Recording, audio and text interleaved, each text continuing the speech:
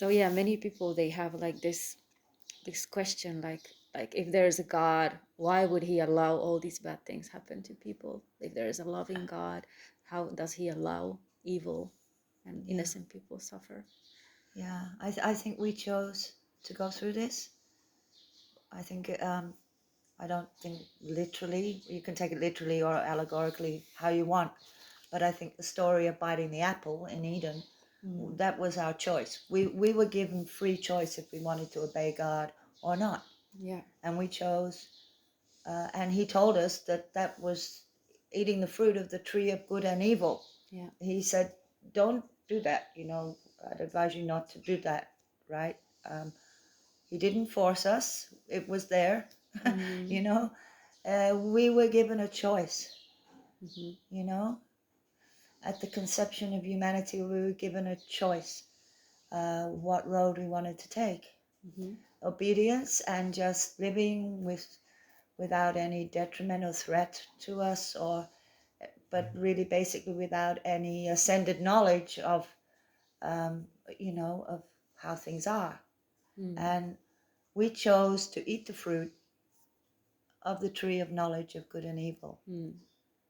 We decided in with that bite, and it's a symbolic bite. It's just Yeah. telling us that's the choice we made as humanity, as collective, as a seed. We chose to do that, and that's what we're learning. Because you can't just learn a little bit about evil. You must learn it through experiencing it and understanding what it is. You know, and the entire Bible talks about, if you read it properly, it's about a birth process. The whole of Revelation, it's like Yeah. well, it says woe in the English.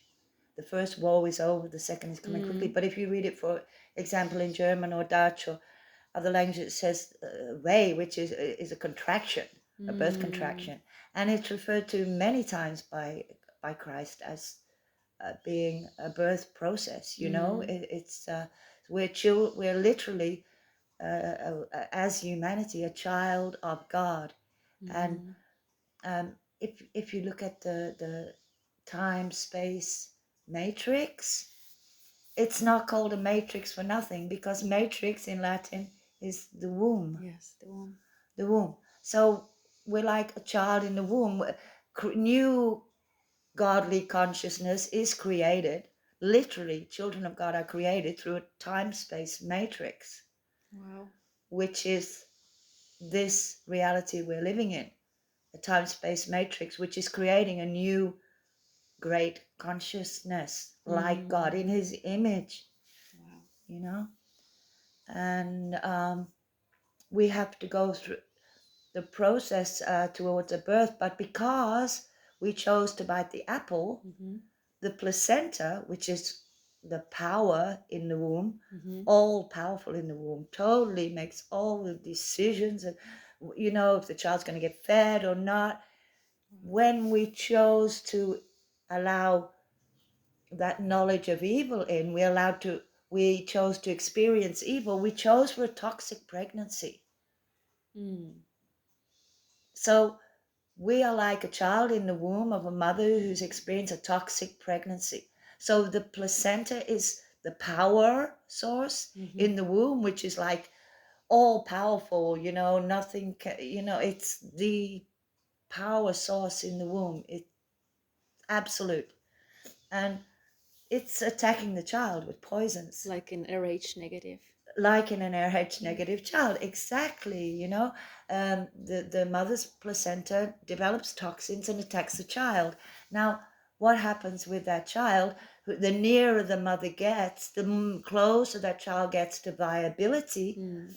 the more intense the attack becomes.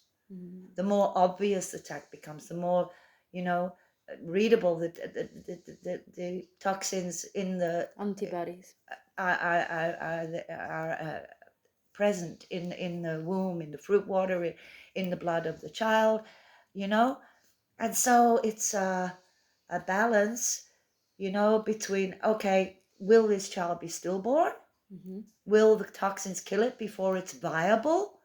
You know, in a pregnancy, a real toxic pregnancy here on Earth, it's allegorically totally comparable. It's the same thing is happening, and those toxins are increasing at the end. You know, it gets to the point where they're having to really look at that.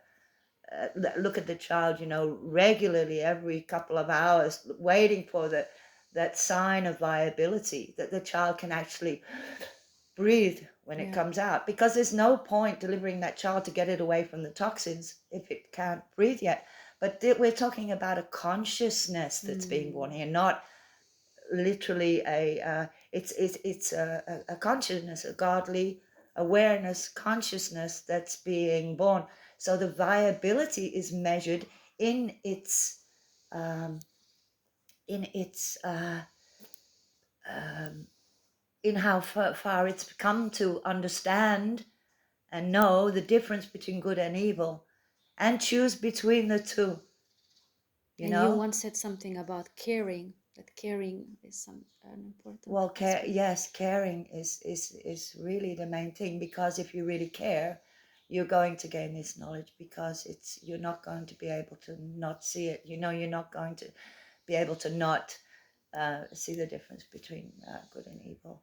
You know, so when there's enough, there's enough cells in the body, or humans among humanity, Who that can care. actually, who care and actually see it and understand what evil is, because evil masquerades as good. Mm-hmm. You know, the most evil is that masquerading as good and inverting everything. Good is evil, evil is good. Yeah. Woe to you that call good evil and Mm-hmm. evil good. You know, it's a total inversion in these days. It's so obvious that we're in the time now. We're very close, and it's like, well, I mean, the placenta's fate is decided. That's why they're running out of time, Mm. because their fate is decided. They're afterbirth, you know, but they want to take the child with them if they can, you know. And God could intervene, but there's no point intervening until the child Mm. is viable, till That's right. enough souls understand what's going on. And I think this teaching is missing Mm-hmm. today. Nobody is talking about this, you know. Um, but it's so obvious. If you really read Revelation, Mm-hmm. you'll see it. You know, the first contraction is over, the second will come quickly. The second is over, the third will come quickly, and so there's seven. You know, but it's, and then the woman giving birth. And the You know, child and is snatched up, and the devil trying to snatch it away. It's his last chance to snatch that child away. but You he is know, saved and yeah, taken to yeah, heaven, yeah. to And but he God. gets saved and taken to heaven. So it does seem to be speaking of an intervention, but Yes. that intervention has to be worthwhile. It has to have. It can't be a pointless intervention. If not enough people are awake to what is going on, haven't come to an understanding of good and evil, then there's no point of an intervention. You know. I'm sure. I think it will. If you read Revelation properly, it looks like it's a cesarean. The sky will roll away as a scroll, you Mm-hmm. know. The Mm. firmament will disappear, you know. Like, I mean, it's so literal, it's so clearly there for everyone to see and to read, It really makes you know. sense now. Yeah, yeah, yeah. So I think that's the basis of it. But I think it's really important. I mean, we have been talking about this for Mm-hmm. years and building on this, because we were looking always for, well, we had a lot of signs to go by, which is another story altogether, Mm. but looking for the truth. And, you know, it couldn't be like some guy in sandals with some wings sitting on a cloud, you know, and Mm. surfing down to save the world. It's not going to be like that at all, you know.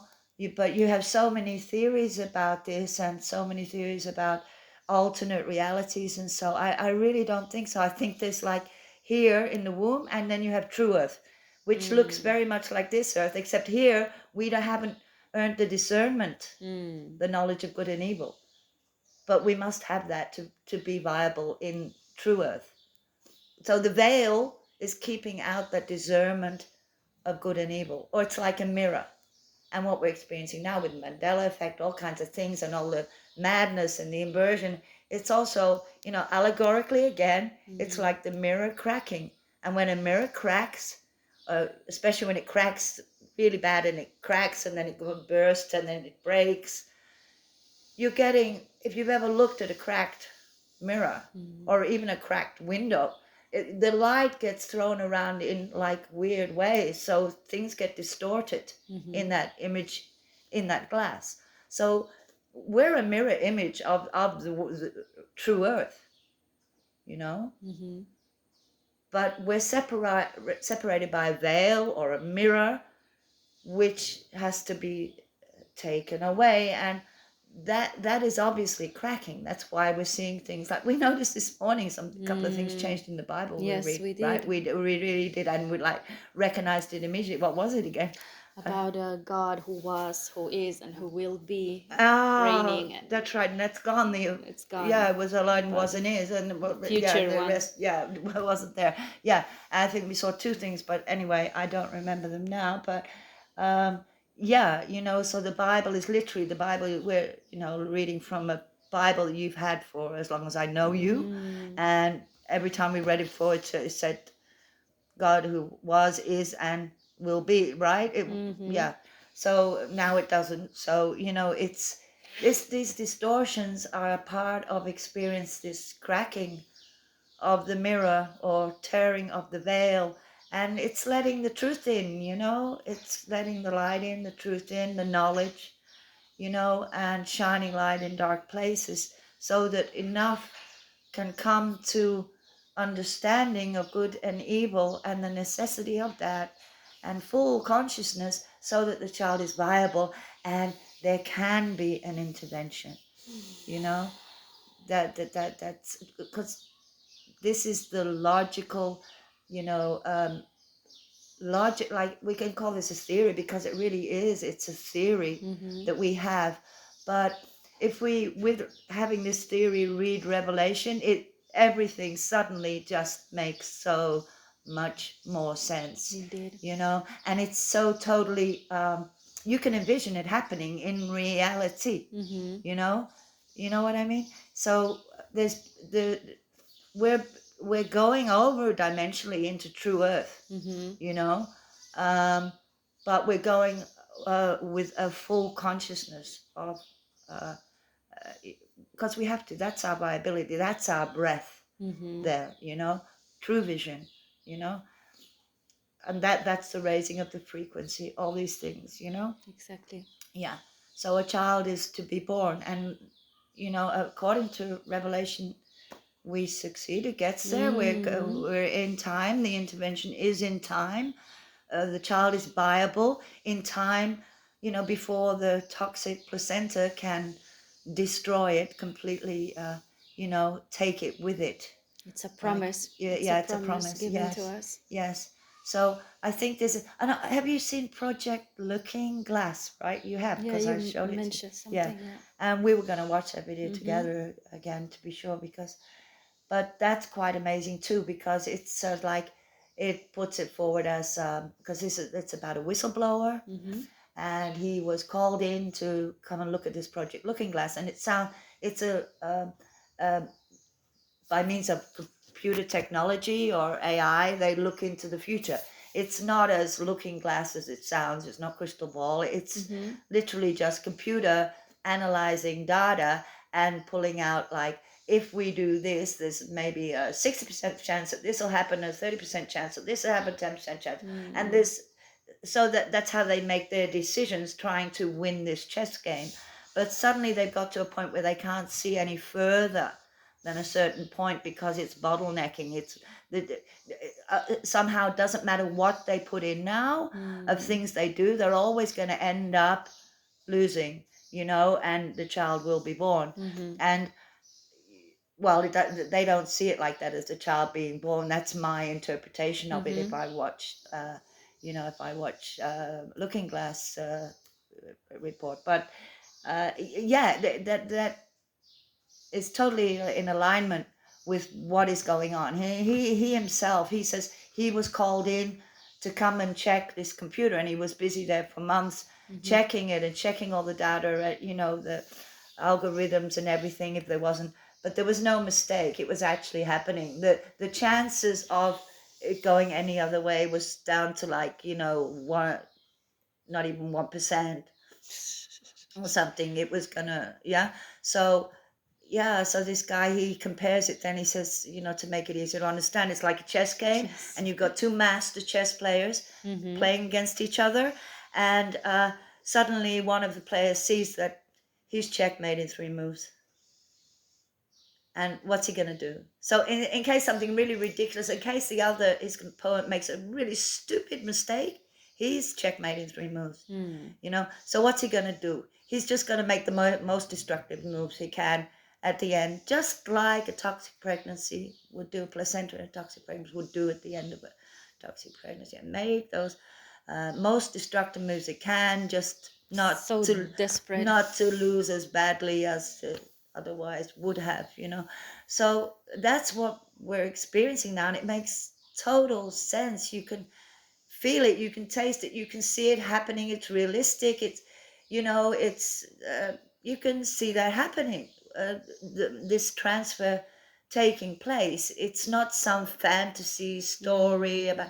It all makes, like, well, to me it does. It's totally logical. It makes perfect sense, and you can actually imagine it happening just down the road. You know, we're heading that way. It's quite becoming quite obvious. The toxicity of the placenta at this moment is like raging. I mean, it's making springs, you know, like that. You're like, what are they doing? They're really showing their hand, you know, they're really showing themselves. But it's these last desperate Yeah, they moves have nothing to on the hide chessboard. anymore. Yeah, nothing. Yeah, they have nothing to lose. You know what I mean? They just want to make as much destruction as they can before they get taken out. I think that's enough for this video. Thank you. Okay.